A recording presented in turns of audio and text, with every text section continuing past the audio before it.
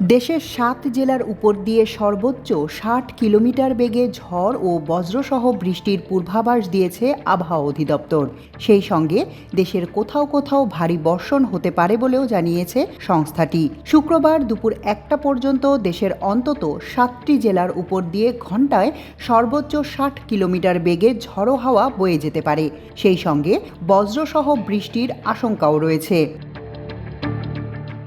আবহাওয়াবিদ doctor Mohammad Omar Faruk স্বাক্ষরিত এক সতর্কবার্তায় বলা হয়েছে, খুলনা, বরিশাল, পটুয়াখালী, নোয়াখালী, কুমিল্লা, চট্টগ্রাম ও কক্সবাজার জেলার উপর দিয়ে দক্ষিণ বা দক্ষিণ পূর্ব দিক থেকে ঘণ্টায় ৪৫ থেকে ৬০ কিলোমিটার বেগে অস্থায়ীভাবে দমকা বা ঝোড়ো হাওয়া বয়ে যেতে পারে। তাই এসব এলাকার নদীবন্দরগুলোকে ১ নম্বর সতর্ক সংকেত দেখাতে বলা হয়েছে। এছাড়া চট্টগ্রাম, কক্সবাজার, মংলা ও পায়রা সমুদ্র বন্দরকে ৩ নম্বর স্থানীয় সতর্ক সংকেত দেখাতে বলা হয়েছে।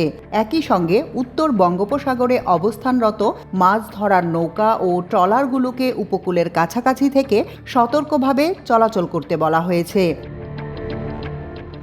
আবহাওয়া অধিদপ্তরের আরেকটি বিজ্ঞপ্তিতে জানানো হয়েছে, আজ সন্ধ্যা ৬টা পর্যন্ত দেশের সব বিভাগেই অস্থায়ীভাবে দমকা হাওয়া সহ হালকা থেকে মাঝারি ধরনের বৃষ্টি অথবা বজ্রসহ বৃষ্টি হতে পারে।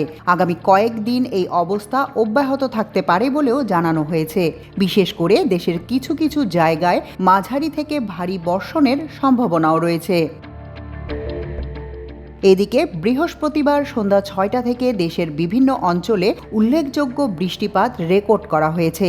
এর মধ্যে নোয়াখালীর হাতিয়ায় সর্বোচ্চ ১১৫ মিলিমিটার বৃষ্টি হয়েছে।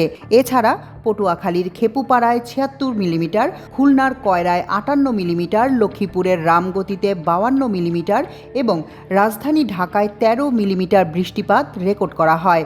এছাড়া অধিদপ্তর জানায়, অতিবৃষ্টির কারণে চট্টগ্রাম বিভাগের পাহাড়ি এলাকায় ভূমিধসের ঝুঁকি রয়েছে। মাল্টিমিডিয়া ডেস্ক, আমার দেশ।